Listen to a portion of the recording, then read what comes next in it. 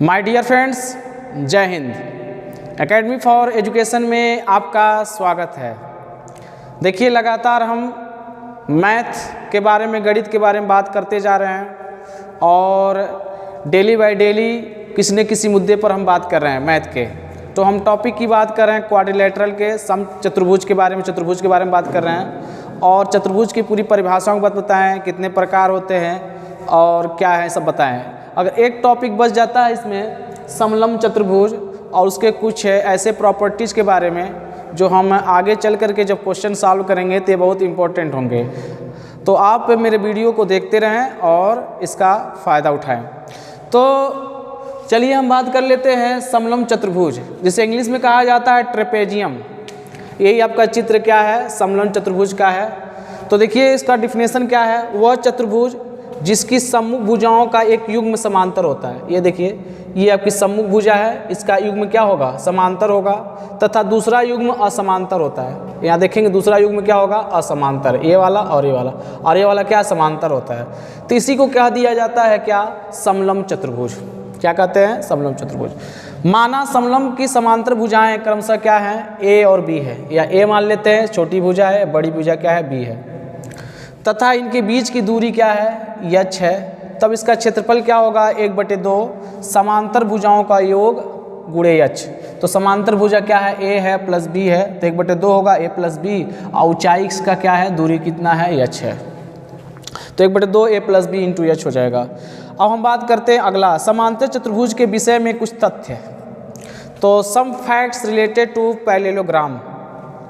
पहला नियम, एक समांतर चतुर्भुज को क्रमागत भुजाओं के मध्य बिंदुओं को उसको मिलाने पर बनने वाला चतुर्भुज एक आयत होता है।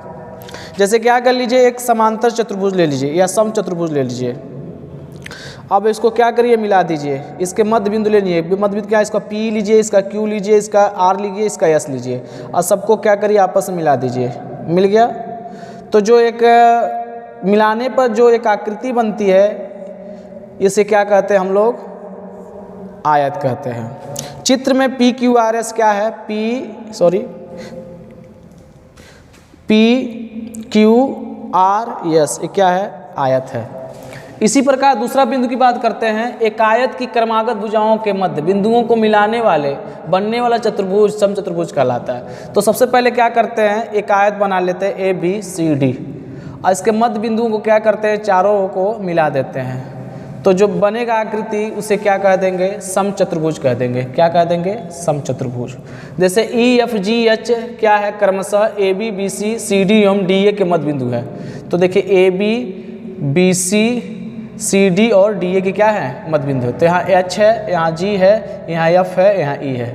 तो यही क्या बन जाएगा, एक समचतुर्भुज बन जाएगा बनाने पर। तीसरा क्या कहता है, एक वर्ग की क्रमागत भुजाओं के मध्य बिंदु को मिलाने पर बनने वाला चतुर्भुज भी एक वर्ग होता है।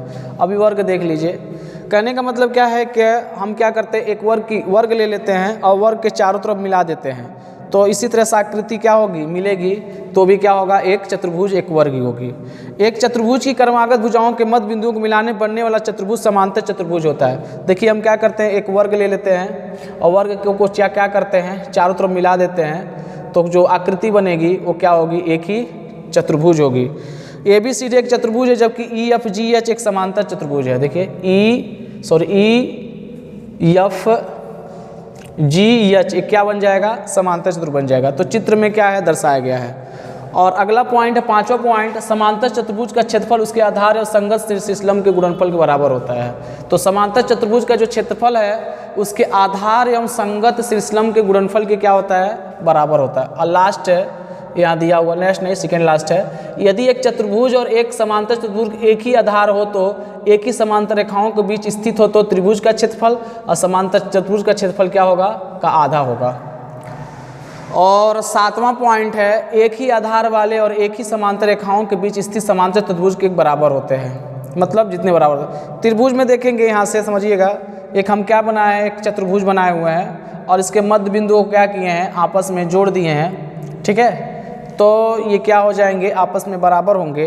तो हमारा टॉपिक क्या होता है, यहीं पर जो क्वाड्रिहेड्रल था या चतुर्भुज था समाप्त होता है।